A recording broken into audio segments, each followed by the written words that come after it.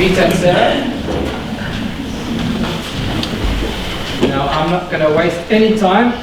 I'm sure you all know Dougie, and if you've not, you'll get to know him a little bit better in a short while. But we were really blessed this morning, and I'm sure he'll tell us a lot more about his walk with the Lord. But before Dougie comes up, Dougie goes all over the world, as you know, many different countries, to preach the gospel. And many people have been touched, as we know.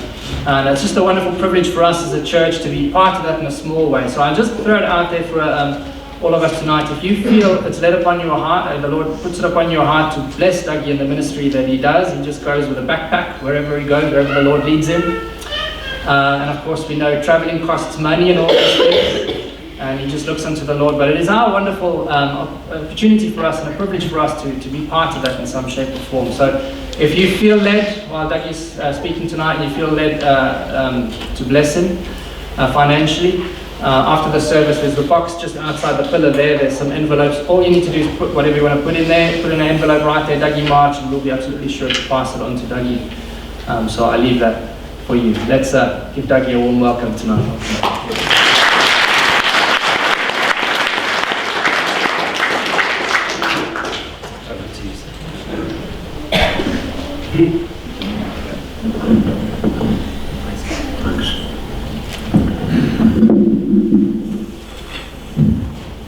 Okay, I'm just going to open in prayer.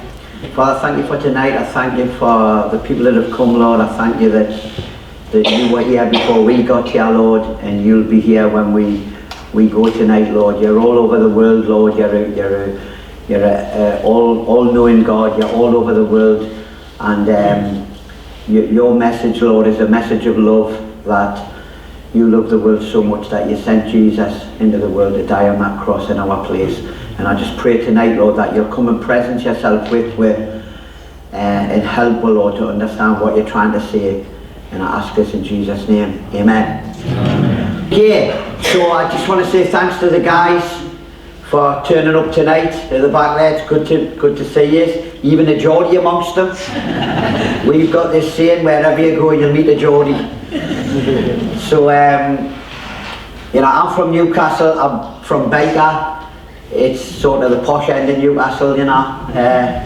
Not really, but it's a rough area. But you know, they built the Baker Wall, and it's a little bit more posher now.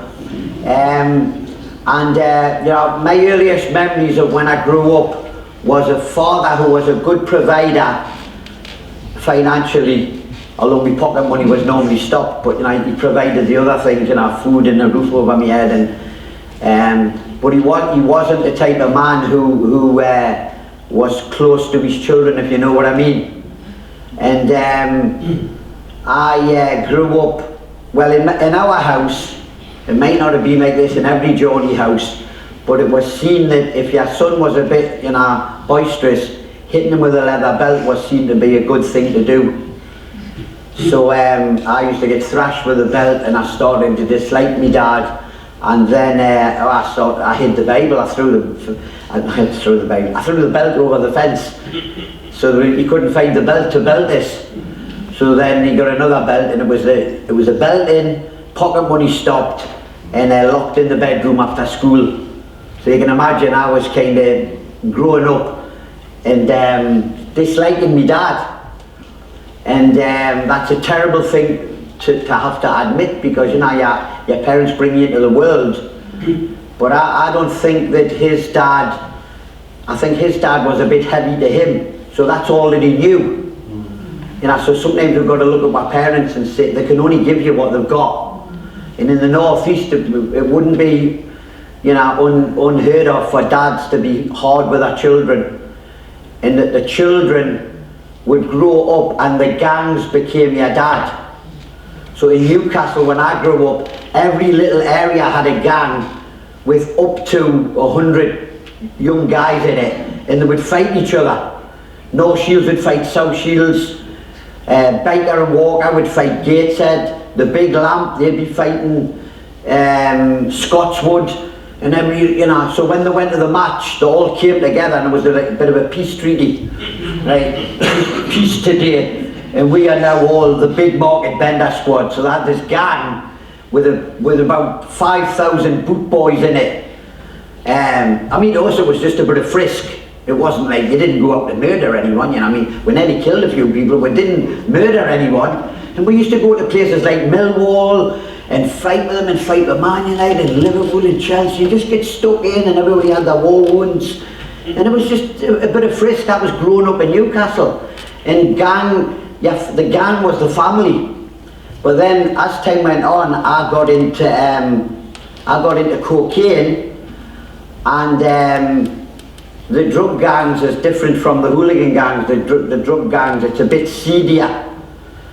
And I got addicted to cocaine, and it makes you paranoid. And I ended up in 7 prisons, which I'm not proud of, but what can I say? And there's gangs in the prisons. So you get into the prison and they're like, oh yeah, Dougie, we're fighting with the Scousers. We're the ham sandwich gang and they're the Quality Street gang. We'll be kicking off soon. And I'm like, right, I'm trying to reform. Don't be silly. Oh well, you know, all right, then I'm in on it. And the Geordies fighting the Scousers.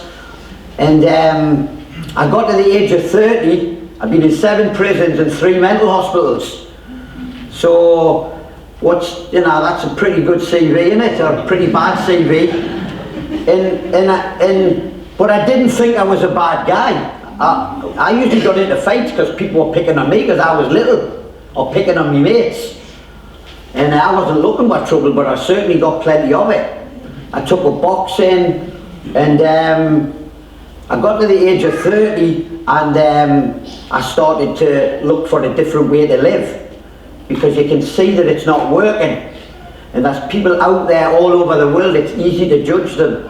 Or you're sitting in a doorway, you know, you're homeless, or you see someone bad with a drink, or, I mean, when I was taking drugs, there wasn't as many different types as there is now.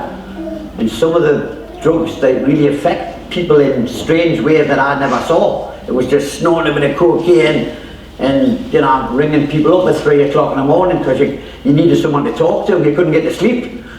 You just went through the whole weekend. So I got to the age of 30, and I thought, I've got to change the way I'm living off. I'm going to kill someone, or someone's going to kill me, or I'm going to get life. And one day I just found myself praying. I didn't tell anyone because I was too proud to admit that I was interested in God. I was, you know, supposed to be a he-man. And, you know, Geordie men, we don't pray to God, you know. And the men all over the country are like that, you know. All the women go, it's for women and children, you know, but not for men. And so I didn't tell anyone, but I prayed and I thought, this is the last resort, because if God's not real, I'm going to have to get into what I'm already into, but at a deeper level. So the next step down the line was heroin, and I always knew that I really didn't fancy heroin, because I saw it as a kind of no escape.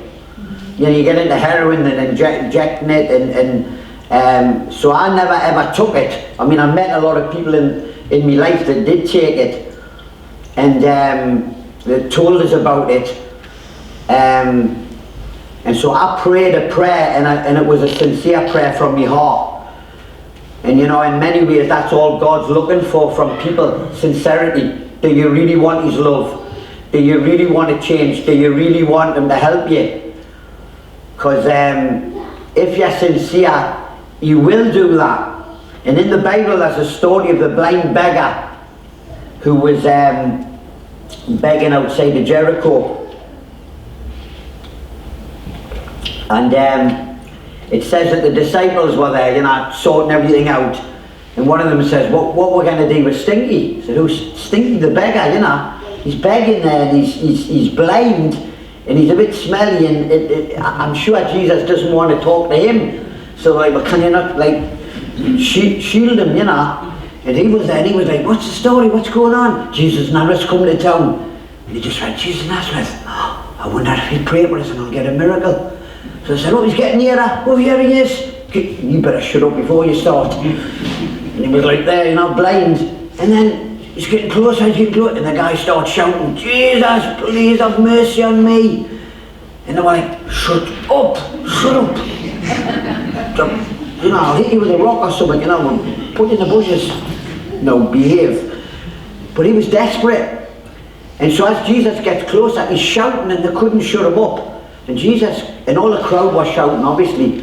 And Jesus goes, somebody's shouting for me. And I went, oh yeah, Jesus, it's the crowd, you know, they know you're the Messiah, they're shouting for you. He goes, no, somebody's calling to me. And then he goes, actually, it's him.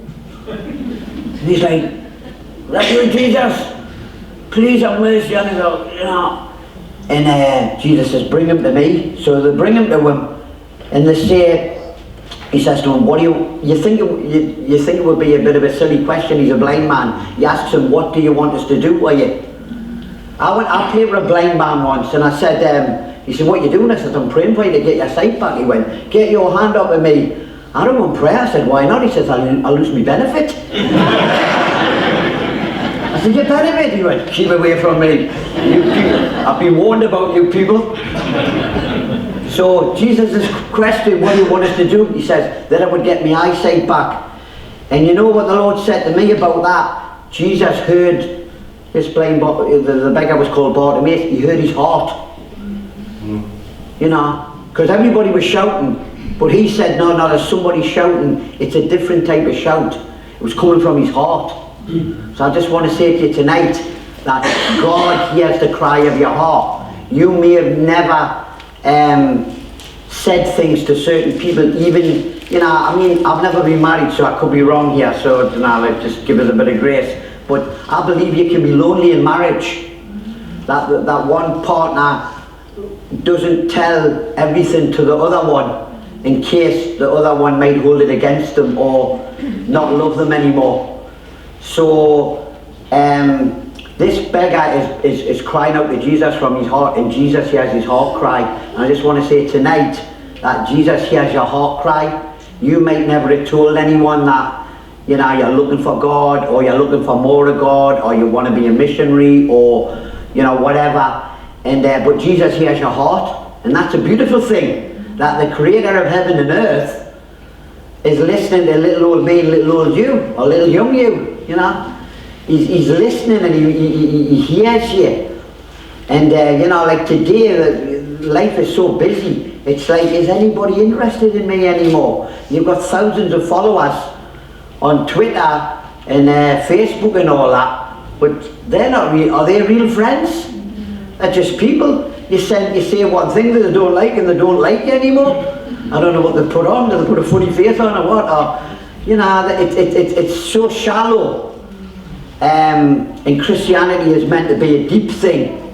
So I started to cry out to God, and within 10 days, roughly, I was walking up Northumberland Street with this gentleman knows, and it's all pedestrianised now, and it was sort of half pedestrianised before, which is dangerous, because is it pedestrian or not? Just when you think, you know, oh, this is fine, a bus comes down the street. So, and I was walking up the streets, and I was a street trader, selling, you know, this and that. And these two girls had been in a doorway, and they were praying, and they came up, and they said, can we tell you about Jesus? And they told us. I went to church with one of the girls a while later. It was the Beth Shan at the beginning of the West End in Newcastle, just beside the football match on Stanhope Street. And I went in there, and it was like, wow, church has changed since I was a lad. Because I was like, when I was brought up, it was Church of England, the vicar, bells and smells, and a bit spooky. When I was that big, I thought God lived behind the curtain, you know, and I couldn't get my head around everything. And I was asking my mother, and she was saying, I don't know, son, I'm not a believer, and your dad's certainly not a believer. And he said, what did he say? I might have an answer. He says, does God live behind the curtain? He said, yes, he does, son. Just tell them that your dad says God lives behind the curtain in the church. And so I went to the church, and it was Pentecostal, a bit like this. And it was called the Beth Shan. It was one of the biggest churches in Newcastle, 600 people. And I heard the gospel message preached. And the very, very strange thing was, at the time, it was just at the time of that film Life of Brian. Remember that? Which was like a mockery. So there's me with Life of Brian on in my head, and I'm listening to the preacher. I'm trying to get that out of my head so I can make sense of the real, you know, what was the real Jesus like? Because it was dismissing him. You know, look, come on, you're on the cross. Look at the bright side of life. And there he is. What I'm hearing from the preacher, that he's got blood running down his face from a crown of thorns. They've punched his face in, they've spat in his face. His face was totally unrecognisable. And he was, you know, they put nails through his hands and through his feet. And he was, the blood must have been pouring out of him. There must have been a pool of blood underneath the cross. And his poor mother was at the bottom of the cross saying, "You've got the wrong guy, you know, he's a nice guy, he hasn't done anything wrong, he doesn't deserve this." And they were like saying, "Get back, woman, you know, we're doing my job." And there he was, and the preacher told me that he did that so that he could get the blame for all the sin of the world. And the penny started to drop, and I thought, wow, nobody's ever explained it to me like this. Everybody knows Jesus died, but some people don't know why, that he paid the price for all the sin of the world. And so then the preacher said, if you want to become a Christian and follow Jesus, come to the front. And I didn't find it easy to go to the front. I was quite a proud person.